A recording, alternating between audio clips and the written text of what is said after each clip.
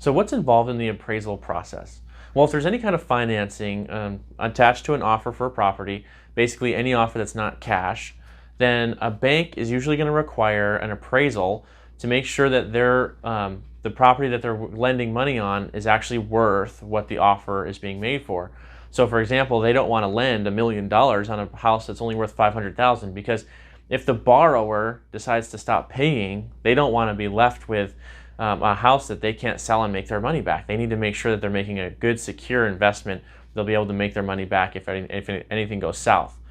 So for an appraiser, they'll hire out an appraiser. The buyer usually pays, and the appraiser will come out and he'll do an inspection over the entire property. He'll note any defects. He'll look at the roof.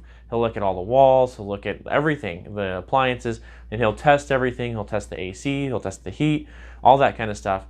He'll mark all the defects and all the characteristics of the property, and then he'll go back and he'll look at all the comps, just like a realtor would do, to come up with a value, see what that house is actually worth, and then give a report back to the bank or back to the lender to say, this is how much this property is actually worth. This is the resale value. That's what the bank really cares about. What is the resale value? In case everything goes south, the borrower defaults on the property, how much can you then sell the property back for to make up your money?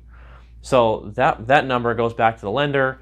Then they decide what their lending criteria is based on that appraisal. So over the last few years, we saw, in all the craziness of the bidding wars and everything, people were waiving their appraisal contingency, which means if they made an offer of $550,000 on a house that the appraiser says is only worth $500,000, well, the bank is only going to lend according to that $500,000 number. So if they were going to put 20% down, that means that they're only going to lend $400,000. They're not going to lend $460,000 based on those numbers. They're going to take the value of $500,000 and work off of that.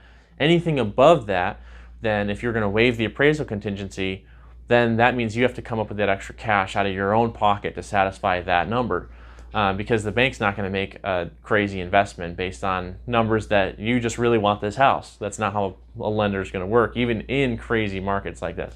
So, and then this process can sometimes take a couple weeks, because if appraisers are really, really busy, sometimes it takes a week or so for them to even get out to the property to do the inspection. It's going to take a few days for them to then run all their numbers and come up with that actual value, and then they submit it. So it can take, a week or two in the really, really busy seasons like we saw in 2020 and 2021 with all the refinances going on too for the appraisals.